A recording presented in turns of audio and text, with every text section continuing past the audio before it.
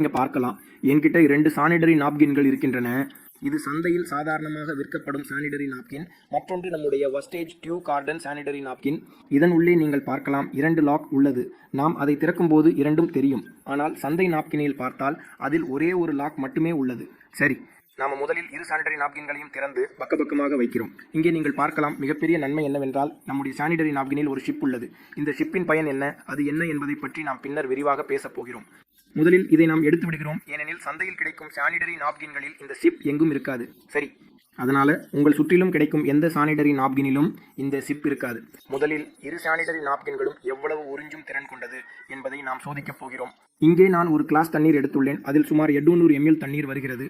அதனால் முதலில் நாம் வேஸ்டேஜ் சானிடரி நாப்கினின் மீது தண்ணீர் ஊற்றி அது எவ்வளவு தண்ணீரை உறிஞ்சும் என்பதை பார்க்க போகிறோம். இங்கே நீங்கள் பார்க்கலாம், நான் இப்போது தண்ணீர் ஊற்றுகிறேன்.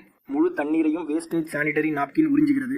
நாம் அரை கிளாஸ் தண்ணீர் ஊற்றியுள்ளோம். நீங்கள் பார்க்கலாம், இது எவ்வளவும் ஈரமாக இல்லை. இங்கே நாம் டிஷ்யூ கொண்டு சோதிக்கிறோம். அது எவ்வளவும் ஈரமாகவில்லை. சரியா? வேஸ்டேஜ் தவிர மற்ற சந்தையில் கிடைக்கும் சானிடரி நாப்கினில் நாம் தண்ணீர் ஊற்றினால் என்ன நடக்கிறது என்பதை இங்கே நீங்கள் பார்க்கலாம். இங்கே நான் அரை கிளாஸ் தண்ணீரை ஊற்றுகிறேன். அதற்கு பிறகும் நீங்கள் பார்க்கலாம், நம்ம கொஞ்சம் மட்டும் ஊற்றினாலும் அதன் மேல் தண்ணீர் இருக்கிறது என்பதை நீங்கள் பார்க்க முடியும். சரியா? இங்கே தண்ணீர் தெரிக்கிறது. அதனால் இது அரை கிளாஸ் தண்ணீரையும் உறிஞ்ச முடியவில்லை. சரியா? இங்கே நீங்கள் பார்க்கலாம், கழிவுகளாலான சானிடரி நாப்கினின் மேல் அரை கிளாஸ் தண்ணீரை ஊற்றப் போகிறோம். அதாவது இந்த முழு 200 ml தண்ணீரை இது உறிஞ்சுகிறதா இல்லையா என்பதை பார்க்க போகிறோம். இங்கே நீங்கள் பார்க்கலாம், நான் எவ்வளவு தண்ணீர் ஊற்றினாலும் அது முழுவதும் உறிஞ்சிக் கொள்கிறது. சரியா? முழு கிளாஸையும் காலி செய்தோம். மார்க்கெட்டில் கிடைக்கும் நாப்கினில் அரை கிளாஸ் ஊற்றினோம். ஆனாலும் அதன் மேல் இன்னும் தண்ணீர் இருக்கிறது. இது முழுவதும் உலர்ந்திருக்கிறது. இதுதான் இதன் நன்மை. இன்னொரு விஷயம், வஸ்டேஜ் சானிடரி பேடில் உள்ள சிப் போலவே மார்க்கெட்டில் பல சானிடரி நாப்கின்களும் அதுபோன்ற சிப்புடன் கிடைக்கின்றன.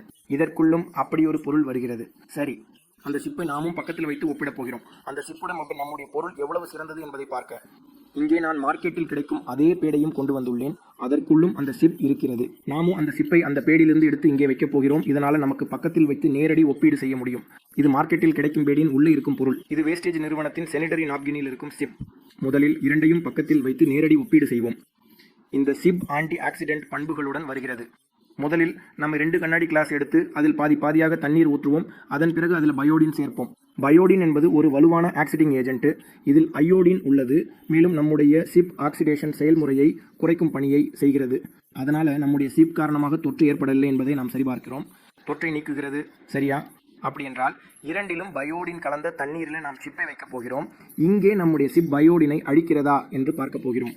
சரி, இங்கே நீங்கள் பார்க்கலாம், அதாவது இந்த சிப் முழுமையாக வேலை செய்துள்ளது. மார்க்கெட்டில் கிடைக்கும் சிப்பில் எதுவும் வேலை செய்யவில்லை. சரி,